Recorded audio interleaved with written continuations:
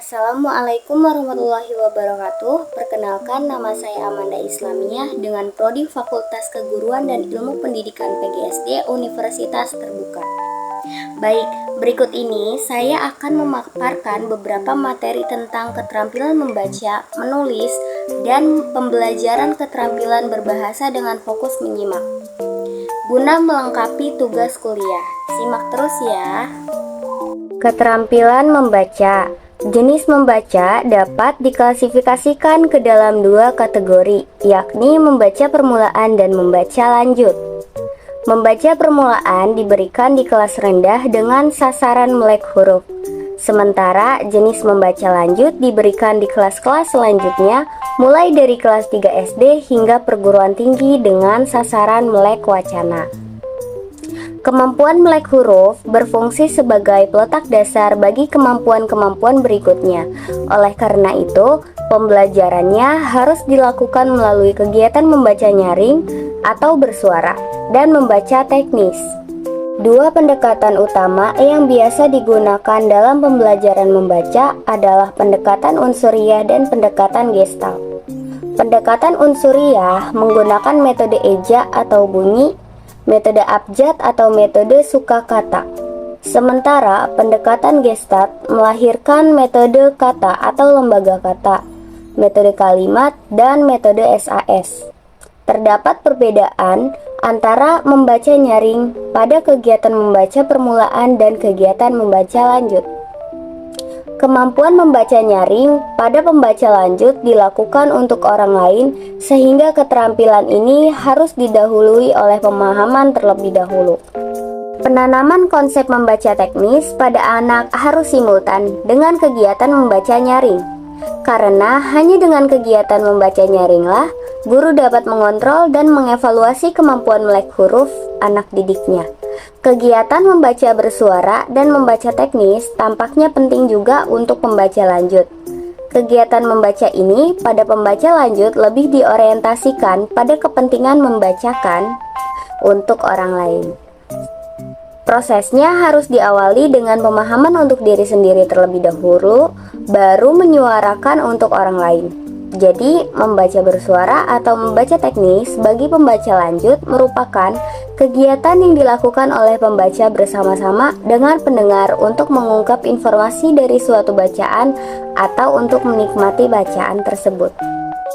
Membaca lanjut merupakan keterampilan membaca yang ditujukan untuk pembaca lanjut dengan sasaran melek wacana, yakni kemampuan memahami dan memetik makna bacaan, baik makna yang tersurat maupun makna yang tersirat. Pembaca lanjut terbagi dalam 3 kelompok. Yang pertama, pembaca lanjut tingkat dasar. Yang kedua, pembaca lanjut tingkat menengah. Yang ketiga, pembaca lanjut tingkat mahir. Wallace tahun 1967 mengelompokkan tujuan membaca ke dalam beberapa keperluan berikut ini. Yang pertama, sebagai alat tertentu. Kedua, mendapat hasil yang berupa prestis. Yang ketiga, memperkuat nilai-nilai kepribadian atau keyakinan. Yang keempat, memenuhi kepuasan dan kenikmatan emosi. Yang kelima, mengisi waktu luang. Membaca lanjut secara khusus bermanfaat untuk memenuhi keperluan akan informasi para pembaca sesuai dengan fungsi yang diusung oleh kegiatan membaca itu sendiri. Hal ini berkaitan dengan peningkatan kualitas hidup seseorang dalam berbagai aspek kehidupan, seperti aspek pendidikan atau akademik, aspek ekonomi, aspek sosial, aspek pekerjaan, dan lain-lain. Jenis membaca yang dikembangkan dalam membaca lanjut adalah membaca dalam hati. Dilihat dari cakupan bahannya, membaca dalam hati itu terbagi ke dalam membaca intensif dan membaca ekstensif. Membaca intensif ditujukan untuk bahan yang sempit dan sedikit, sementara membaca ekstensif untuk bahan yang banyak dan luas. Jenis membaca nyaring yang dikembangkan dalam membaca lanjut harus didahului oleh pemahaman yang dilakukan melalui kegiatan membaca dalam hati terlebih dahulu, baru kemudian menyuarakannya.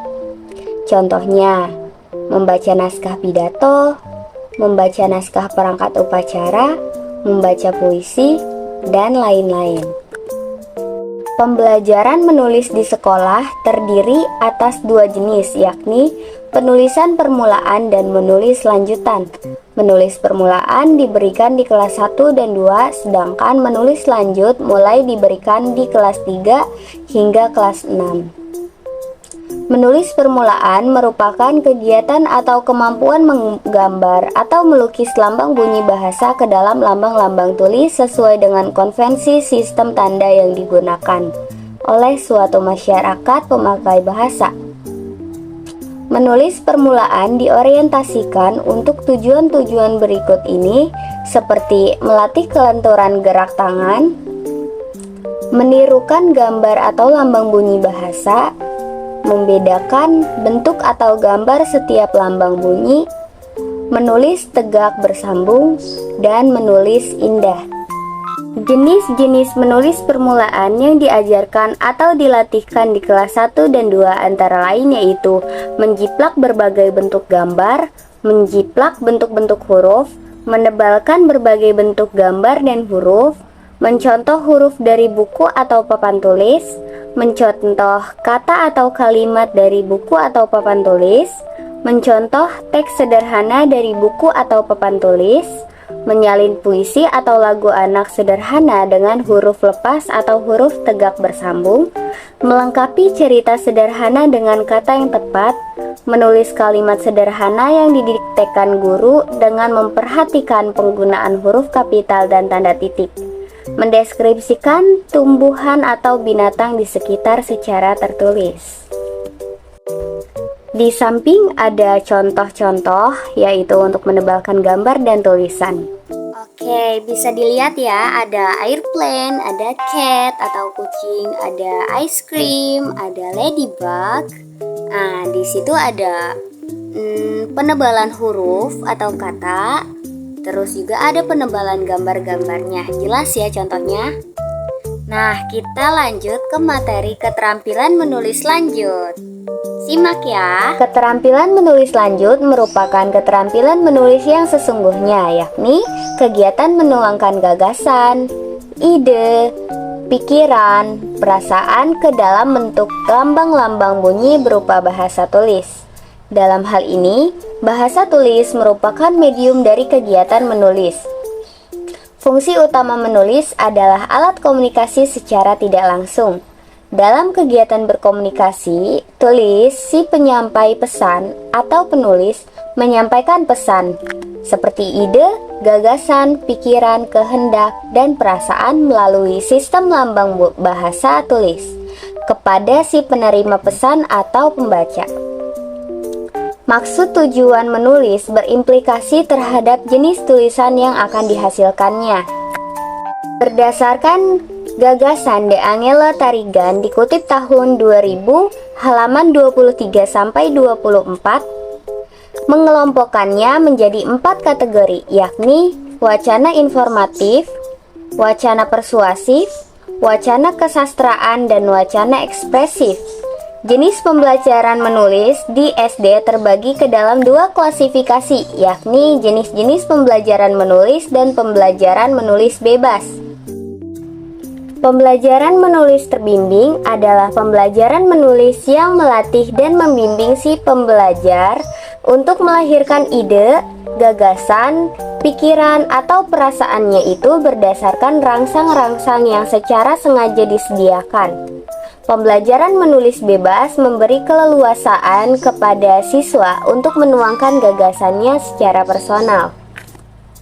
Jenis-jenis pembelajaran menulis terbimbing itu antara lain menyusun kalimat acak menjadi paragraf, melengkapi puisi anak berdasarkan gambar, menulis berseri, menulis puisi berdasarkan rangsangan gambar, melengkapi dialog percakapan, membuat petunjuk berdasarkan gambar berseri, melengkapi teks isian rumpang, menulis contoh berdasarkan rangsang kasus.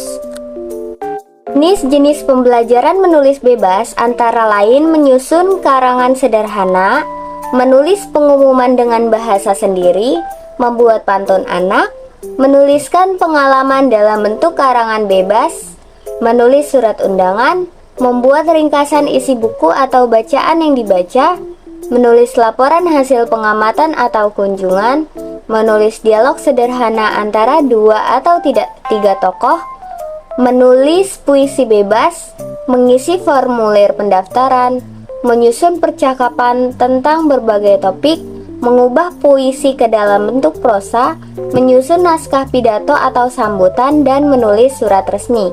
Dalam menulis apapun, hal yang perlu diperhatikan menulis adalah aspek kebahasaan yang meliputi diksi atau pilihan kata dan kalimat. Selain itu juga harus memperhatikan aspek tata tulis yang meliputi ejaan dan tanda baca. Nah, tetap ya harus memperhatikan aspek tata tulis, itu meliputi ejaan dan tanda baca. Wajib. Nah, di samping ada kalimat acak yang harus disusun. Seperti itu ya contohnya. Oke, ini ada beberapa contoh poster yang dibuat oleh anak. Ini salah satu contohnya juga ya. Ini termasuk contoh karangan bebas. Lanjut ke materi selanjutnya. Pembelajaran mendengarkan dapat dilakukan sendiri atau bersama-sama dengan pembelajaran berbicara atau membaca. Hal penting yang perlu dilakukan adalah perhatian terhadap proses mendengarkan itu sendiri. Proses mendengarkan meliputi menerima lambang lisan, memberi perhatian, dan menentukan makna. Ada berbagai macam mendengarkan yang dapat dilakukan seperti mendengarkan estetik, mendengarkan kritis, mendengarkan komprehensif, dan sebagainya. Dalam mendengarkan estetik misalnya, dapat dilakukan langkah-langkah seperti memprediksi, menyusun imajinasi mental, menghubungkan dengan pengalaman pribadi, menghubungkan dengan pengalaman literatur, memperhatikan keindahan dan kekuatan bahasa, serta menggunakan pengetahuan untuk pemahaman lebih lanjut. Rencana pembelajaran yang dibuat guru harus berdasarkan pada standar kompetensi dan kompetensi dasar. Standar kompetensi adalah kemampuan minimal yang harus dapat dilakukan atau ditampilkan siswa. Hal tersebut meliputi pengetahuan, keterampilan, dan sikap setelah mengikuti mata pelajaran tertentu. Setiap kompetensi dirinci menjadi subkompetensi atau kemampuan dasar yang selanjutnya merupakan arah pencapaian dan acuan dalam memilih materi dan pengalaman belajar siswa. Standar kompetensi bahasa Indonesia merupakan salah satu komponen rencana pembelajaran yang sangat perlu diperhatikan dalam proses pembelajaran bahasa Indonesia. Karena dengan adanya kompetensi yang ingin dicapai, proses pembelajaran akan lebih terarah.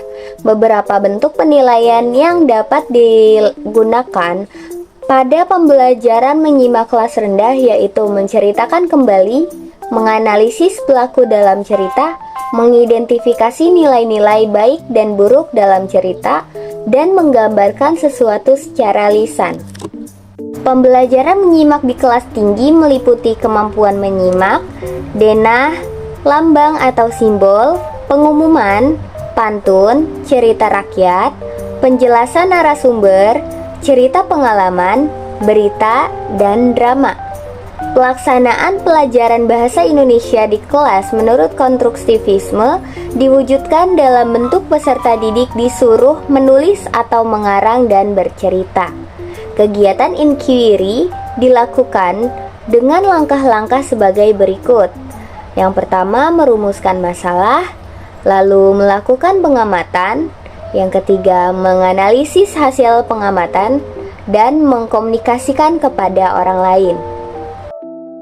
Nah, kegiatan bertanya diterapkan pada waktu diskusi, kerja kelompok, menemui kesulitan, dan mengamati sesuatu.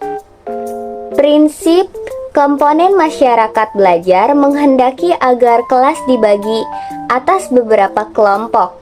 Pemodelan dalam pembelajaran dilakukan dengan cara memberikan contoh yang harus ditiru oleh peserta didik. Refleksi dilakukan untuk berpikir tentang apa yang baru dilakukan untuk direnungkan. Berdasarkan prinsip integratif, Pembelajaran bahasa dilakukan secara terpadu antara beberapa unsur kebahasaan dan aspek berbahasa. Tujuan akhir yang hendak dicapai dalam pembelajaran bahasa berdasarkan prinsip komunikatif adalah peserta didik dapat menggunakan bahasa sebagai alat untuk berkomunikasi. Oke, cukup itu saja pemaparan materi dari saya. Terima kasih banyak karena sudah menyimak sampai akhir. Kurang lebihnya mohon maaf. Wassalamualaikum warahmatullahi wabarakatuh.